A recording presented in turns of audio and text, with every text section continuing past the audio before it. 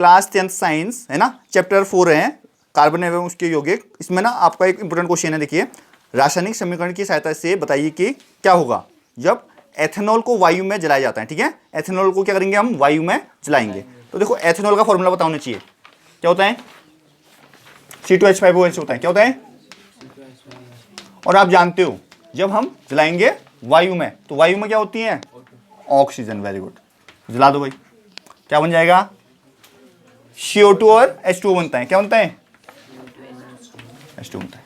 अब इस balance equation को करेंगे हम बैलेंस।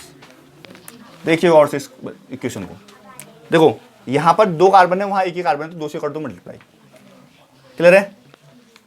अब यहां पर 2 ऑक्सीजन है, यहां 1 ऑक्सीजन, 3 ऑक्सीजन है, और वहां कितनी ऑक्सीजन हो गई, 4 और 1 5 हो गई। कितनी हो गई है, 5 हो गई है। तो कुछ ऐसा करो कि बैलेंस हो जाए। ठीक है, तो देखो यहां तो 2 ऑलरेडी हो गई है, 5 हो गई है ना, तो 5 यहां पर 2 है, तो 5 ऐसे आसानी से बैलेंस नहीं हो सकती। अगर यहां पर तुम करोगे 2, कितना करोगे, 2। एक बार हाइड्रोजन भी देख लेते हैं, हाइड्रोजन के हिसाब से बैलेंस कर लो। यहाँ 5 है और यहाँ 1 है, 6 हो गए। कितने हो गए, 6। और यहाँ पर 2 ही है, तो यहाँ 3 से गुणा कर दो, सबसे बढ़िया। 3 दूनी 6 हो गया।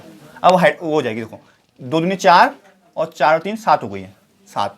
एक यहाँ पर है और 6 चाहिए पर, तो यहाँ पर 3 से गुणा कर दो। समझ में आ गया बैलेंस कैसे हुई। अरे समझ में आया, हिट एंड ट्रायल मेथड से कर दिया हमने बैलेंस। अब अगला देखिए, अभी जब एथेनॉल की सोडियम से रिएक्शन बोल रहा है। ठीक है, एथेनॉल की सोडियम करो भाई, एथेनॉल C2H5OH होता है, C2H5OH। सोडियम क्या होता है, Na। बना दो, क्या बनेगा, दो, अब बन जाएगा C2H5ONa, C2H5ONa। और ऑब्वियस बात है क्या निकलेगा, हाइड्रोजन गैस निकलेगी, क्योंकि एथेनॉल की सोडियम से रिएक्शन हो रही है। ठीक है, अब करेंगे बैलेंस।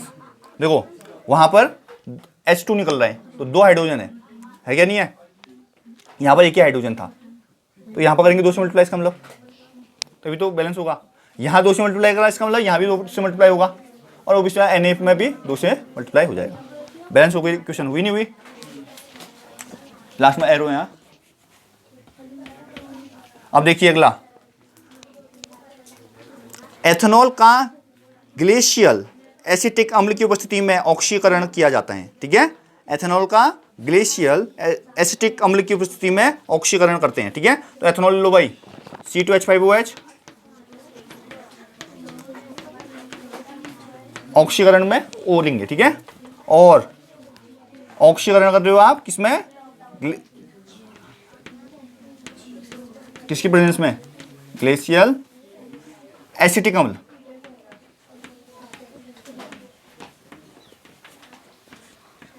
अम्ल की प्रेजेंस में, तो क्या बनेगा, CH3CHO बनेगा। क्या बनेगा, CH3CHO। क्या है ये, CHO ग्रुप आ गया है भाई,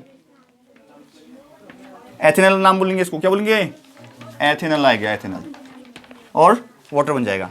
अब एक इक्वेशन और देखिए आप, एथेनॉल को सांद्र सल्फ्यूरिक अम्ल के आधिक्य में 443 केल्विन ताप पर गर्म करते हैं। ठीक है, एथेनॉल को सांद्र सल्फ्यूरिक अम्ल के आधिक्य के साथ 443 केल्विन ताप पर गर्म किया जाता है। ठीक है, तो एथेनॉल लो, C2H5OH और सांद्र H2SO4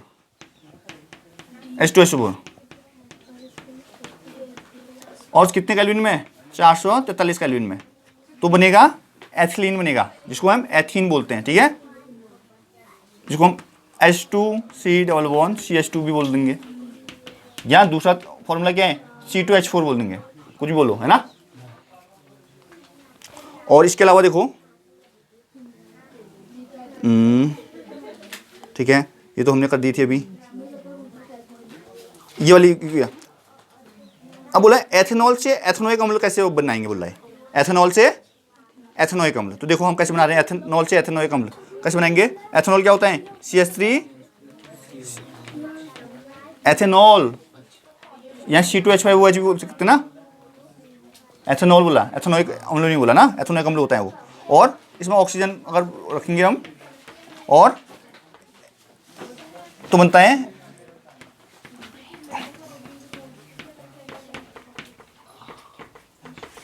बन जाएगा CH3COOH बन जाएगा, CH3COOH। और क्या निकलेगा? वाटर। ठीक है। अब एक और रिएक्शन देखते हैं, एस्टर से एथेनॉल कैसे बनाओगे? एस्टर से एथेनॉल, तो एस्टर क्या है? CH3COO, हमने देखा था अभी, क्या था? CH3COO, C2H5 था क्या नहीं था एस्टर? इस एस्टर का नाम क्या बोले थे हम? एथिल एथेनोएट बोले थे, बोला था नहीं बोला था? इसकी हमने बोला NaOH, सोडियम हाइड्रोक्साइड के संग रिएक्शन क्या होगा? क्षारीय जल अपघटन होगा। ठीक है, तो क्या बनेगा? क्षारीय जल अपघटन घटन होगा, तो क्या बनेगा? CH3COONA बनेगा। क्या बनेगा? COONA। और साथ ही साथ एथेनॉल बनेगा। क्या बनेगा? क्या हो रहा है फॉर्मूला? C2H5OH। समझ में आया? क्लियर है?